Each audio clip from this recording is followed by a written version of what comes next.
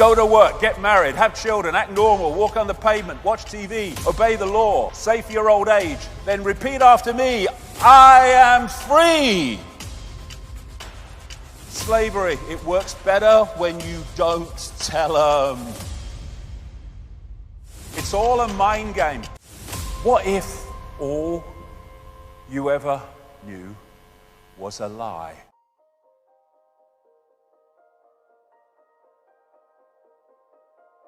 What we call stupid equals asleep. What we call asleep is hypnotized, and what we call hypnotized is unconscious.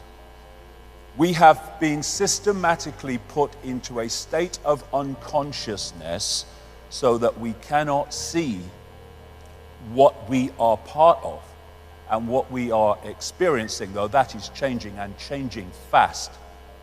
Until you make the unconscious conscious, it will direct your life and you will call it fate.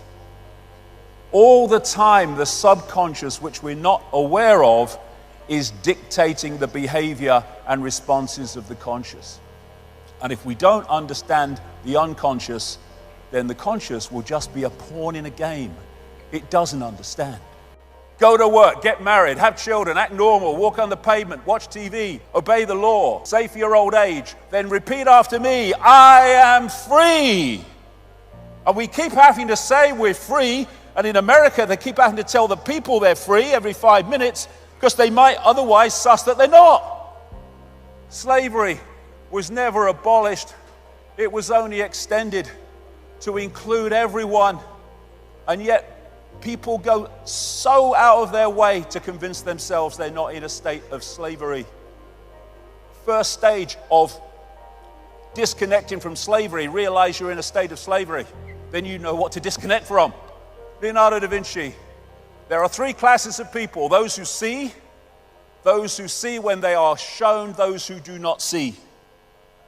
And this system we call life is designed, again from cradle to grave, to make sure as many people do not see. And that's what I call the perception deception. These are 3 major CIA people. William Casey, CIA director, will know when our disinformation program is complete when everything the American public believes is false. The CIA owns everyone of any significance in the major media. William Colby, CIA director. Deception is a state of mind and the mind of the state. James Angleton, infamous CIA operative. It's all a mind game.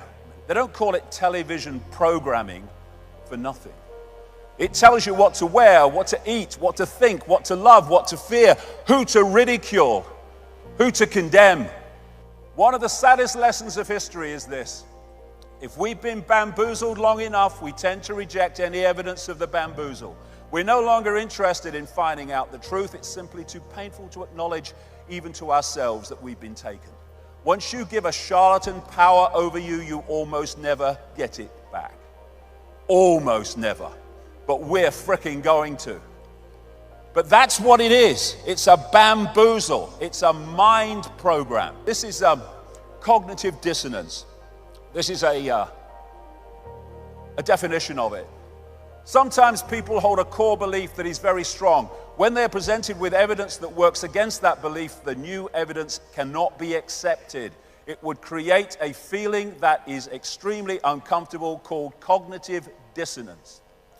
And because it is so important to protect the core belief, they will rationalize, ignore, and even deny anything that doesn't fit in with the core belief.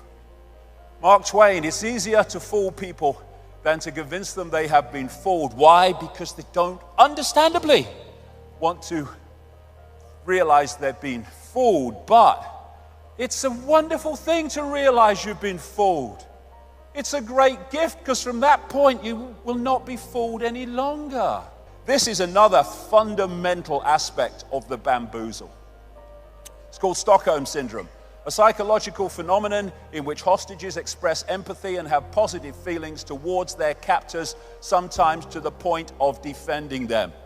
And this scene from the first Matrix movie captured the Stockholm Syndrome so perfectly. You have to understand, most of these people are not ready to be unplugged, and many of them are so inert, so hopelessly dependent on the system, that they will fight to protect it. It is proof of a base and low mind for one to wish to think with the masses or the majority, merely because the majority is the majority. Truth does not change because it is or is not believed by a majority of the people. When you find yourself on the side of the majority, it's time to pause and reflect. Why? Because history shows us that invariably the majority are always following a cul-de-sac or a dead end. Mahatma Gandhi, many people, especially ignorant people, want to punish you for speaking the truth, for being correct, for being you. Never apologize for being correct or being years ahead of your time. Birds born in a cage think flying is an illness. What you've been brought up with is your normal, however bloody mad it may be. What we're looking at is what I call bubble people. Bubble people. They live in a bubble of perception and reject anything outside of that perception. Thus, they stay in the bubble. And so all these institutions are programming beliefs and perceptions in the bubble. And unless you break out of it, they're the only perceptions you ever come across. And this is what they say to you. Look, mate, I live in the real world, me. All right, I've got that real world. Go to work, get married, have children, get normal. I am free.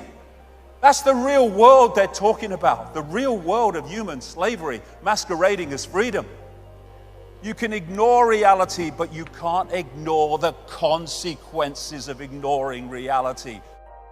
Can you remember who you were before the world told you what you should be?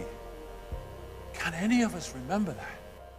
When we're born into a world and from day one we're told who we are, what we should do, what reality is, what we should aspire to, what we should oppose, all of it.